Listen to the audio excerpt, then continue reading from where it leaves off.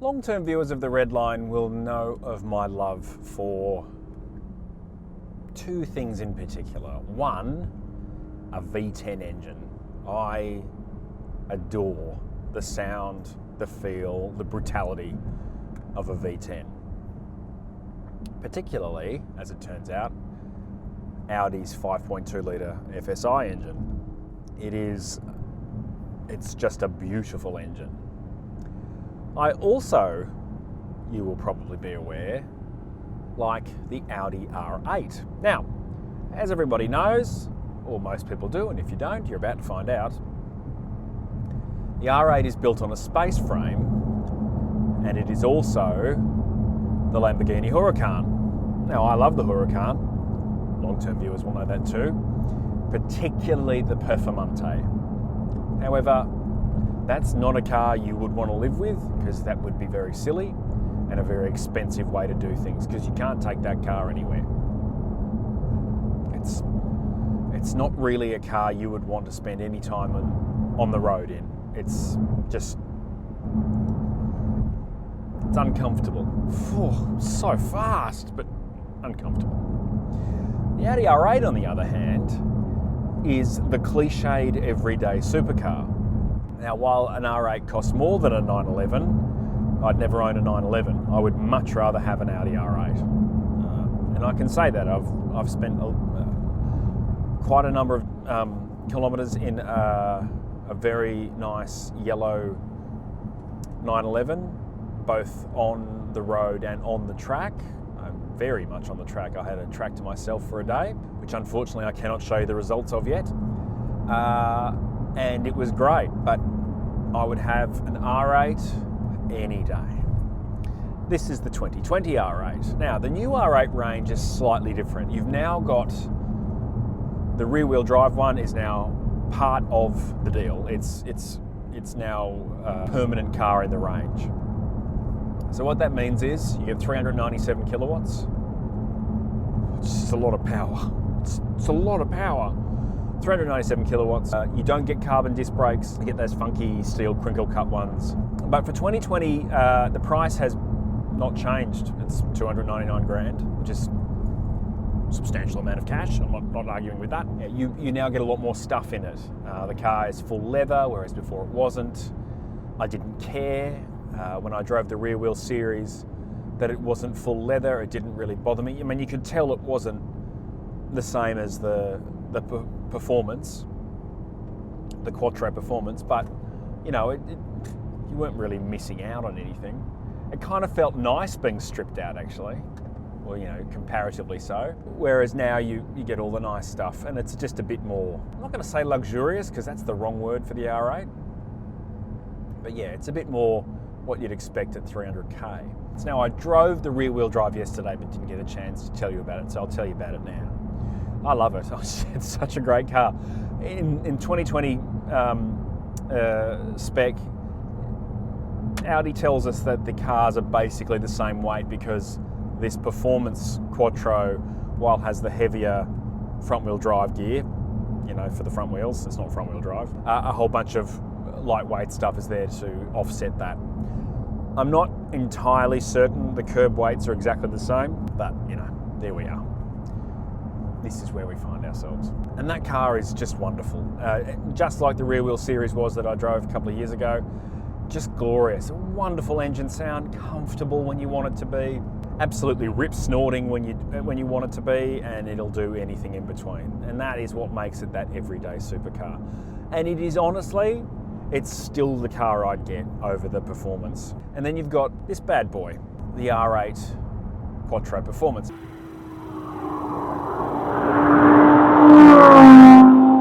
As a result of the weight loss regime, the Performance Coupe is a little bit closer now, even though it's Quattro. It's a little bit closer to the feel of the rear-wheel drive car. And I think that's an interesting development because not much has changed in this car. And there's a damn fine reason for that. It's such a good car. The interior was always great and is by far the superior to its Italian cousin and more expensive Italian cousin, and that's more expensive in every conceivable way. It's got the B&O stereo, it's got a whole bunch of really nice things that mean you can use it every day if you want to. And of course, being an Audi R8, you can park it anywhere, it goes over speed bumps, you don't need the lift kit. So many things stack up against, you know, whether you have a V10 Lamborghini or a V10 Audi. That's before you even get into all the brand nonsense. I genuinely, hand on heart, think this is the better car by a margin. Not a country mile, but by a good margin. And any sane person who is looking at a standard Huracan or a standard R8 as a driver's car, forget all the subjective stuff like looks and all of that. The R8 is the car. And you have to go looking for the changes in the 2020 R8, and that's okay, because like as I keep saying, the R8 is such a good car. It was the second gen R8 was a brilliant car out of the box.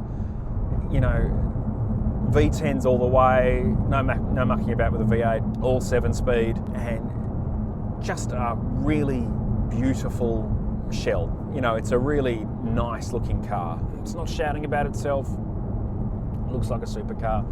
The 2020, you can see the changes. It's got the new front end, tweaks to the lighting. There's a bit more aggro. And when I first read, here we go, they've made it look more aggressive, I thought, oh no, they've ruined it. I've got to say, I'm a big fan of this. And that front view is just a bit more aggro now. It's a bit less, well, it was never meek, but it was quite clean and kind of short back and sides. Yeah, but it's restrained. There's none of this kind of wings and bits and pieces nonsense. And it's still got that beautiful clean shape about it, and the carbon blades there behind the driver. It's so well judged, and that's, you know, that's most Audis. They're just so well judged visually. Honestly, I think these cars will be timeless. I think they're tremendous. Now, while I'm talking about that, if you like these videos, it would be absolutely tremendous, and I mean properly tremendous, if you would click subscribe, click the bell button so you know when I post a new video, leave a comment, click like,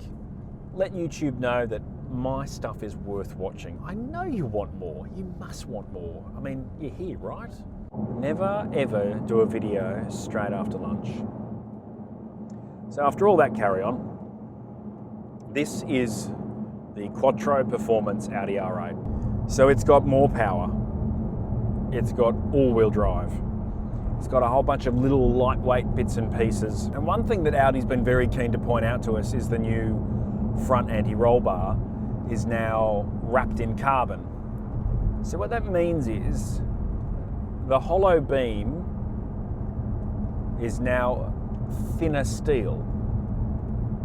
And to get back the strength from that, there's carbon strengthening bits, or CFRP, carbon fibre reinforced plastic bits, to keep the weight down, but add back in the strength that's taken from reducing the gauge in the sway bar. I'm not going to pretend that I can feel that. That would be ludicrous. But what I can tell you is this thing it's got such a lovely change of direction, particularly for an all-wheel drive car. You don't feel any slack in the steering. I mean, of course, you're not going to in a supercar, but there's no sense that it doesn't want to do it. Now, obviously, it's mostly running in rear-wheel drive because of the type of car that it is. But you just get this wonderful sense of eagerness from the front end of this car. What I actually don't remember about this car is how much tyre noise there is. There must be different tyres on it, and I'll find out what the tyres are, and again, they'll be in the written review. They just seem a bit noisy. It could be the roads we're on, and we're up here in regional New South Wales where, the roads aren't super great, and we're also in a region where it can get really hot, so the road is made for dealing with the heat. For once, I can't complain about being on terrible roads, because pretty much all the roads we've been on today, apart from the ones that have been subject to roadworks, have been pretty good, which is, nice. Just they've been trucks on them. behaving like jerks. Road noise aside, it's so comfortable. I am very much enjoying, this is like a transport stage. We're just going from one place to another before we get to some bends. And it's very comfortable. The ride in this car, it's always been good, but again, it just feels a little bit better. So it's got the magnetic ride in the Quattro Performance, very fluid ride. Even sudden bumps don't upset it. It doesn't feel like it's gonna, bounce you out of your seat or do anything like that. Honestly, I get into these things and just marvel at how easy they are to just drive as a normal car. Even with this tiny window, you can still see out. The little rear vision mirrors, they're fine. I mean, Fiesta ST has smaller rear vision mirrors.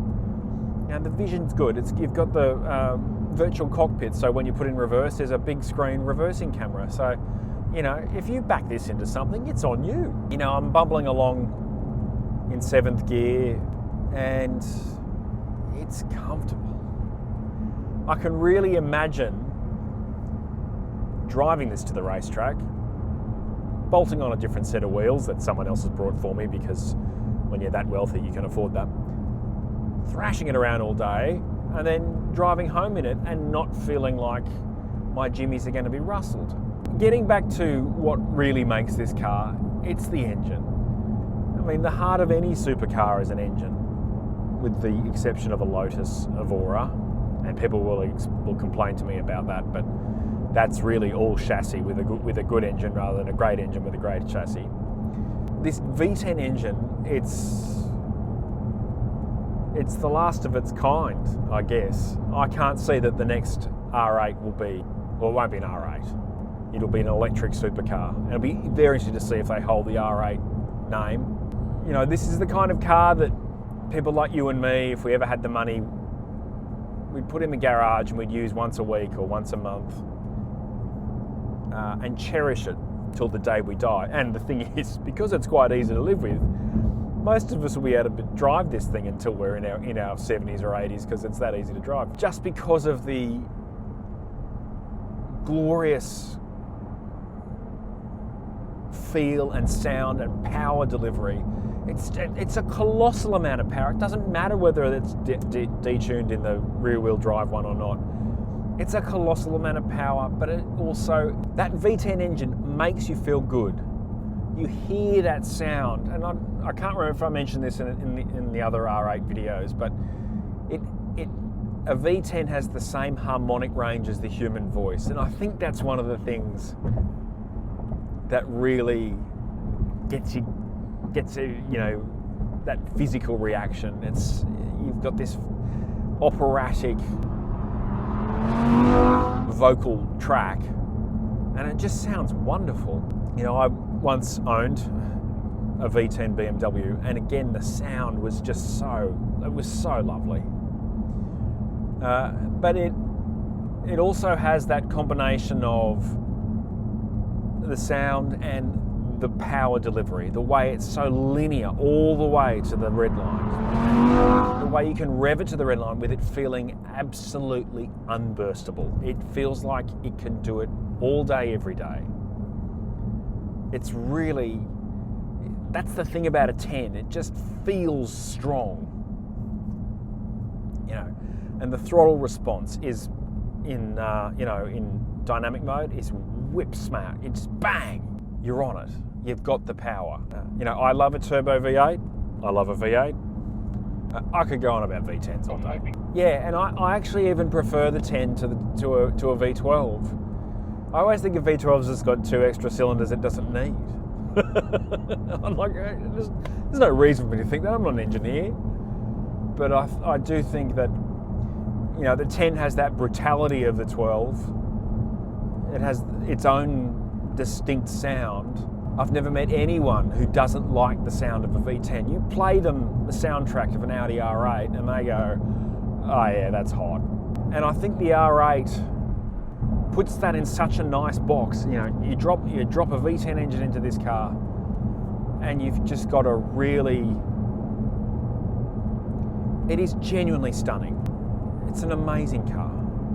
I'm quite genuine. If I ever made real money, I'd buy an R8, and there's a thing in my head that says, don't spend $300,000 on a car, because that's a lot of money. This is the only supercar I would ever own, with the exception of a McLaren F1, which is, completely different story. I'm never going to have $12 million to spend on a car, and if I did, I wouldn't. So what's it like to drive? It's still brilliant, and that's, there's been no wholesale changes, and you wouldn't expect that. But it's still just got that really beautiful thread the corners together feel. There's enough travel in the suspension to make you feel really confident, and you don't have to be absolutely millimetre perfect. If you do clip that bump, it's not going to knock the car offline or anything like that. Driving this car it's not always going to be an event, and I think that's all right. It's always going to put a smile on your face. It's a car that really looks after you as a driver. And I'm sorry about the terrible light, there's nothing I can do about that. It's a car that looks after you as a driver. It's comfortable, holds you in all the right places so that you don't have to hang onto the steering wheel. It's got that wonderful flexible power delivery, immense brakes. The carbon brakes on the Quattro are, something else. The kind of brakes that rip the tears off your eyes. The kind of brakes where you can feel your heart beating against the actual bones of your rib cage. It's that kind of stopping power, never fading, extraordinary stuff. When you turn in and you're not getting the turn you want, you've got a choice between steering and throttle or both. You can tune the car on, with your hands and your feet. And I really like that. It's a really good challenge. It'll always make you smile, because people who know will give you a wave, because it's not the kind of car that people hate. People hate a Lamborghini. They adore a Lamborghini, but they also hate them. But they also don't trigger what Ferraris do, which is this kind of self-conscious, I'm just going to ignore that car because the guy in there is a wanker. I mean, in my case, they're right. Just that I'm not the wanker who owns it. You're getting the best of all supercar worlds, because it does all the things the supercar does without all the supercar baggage. And that's quite a trick, because you can still use this as a car. But when you see a nice bendy stretch of road, or, in day-to-day driving, you're in a tunnel, you can drop 3 gears and remember what fun driving is. You can't get away from the depth of engineering of that, and you can't get away from the usability of a car like this, because it's not relying on a prancing horse or a rampant bull or any of that nonsense in the grille. It's got 4 rings, which tells you a lot about the car. Now, I love taking people for drives in R8s because they're just not expecting an Audi to do this. And as I said in the RS6, RS7 video, there's no company on earth doing such a broad range of cars in a model line like that, in the Audi Sport model line. And to have this as the zenith is it's fantastic. And what an extraordinary car. Every time I drive these cars, I drive it like it's the last time I'll ever get to do it, because, life, as we've all discovered this year, has a habit of changing very, very quickly. It's an extraordinary privilege, and it's a privilege that every single one of you, I hope, can at least get a ride in one day. And if you do get a ride in one, make sure it's with someone who knows what they're doing, because to see what this car can really do, and I've had some extraordinary drivers take me for passenger laps of racetracks in this car, and I am never not completely blown away by how good it is and how a really good driver can make it dance.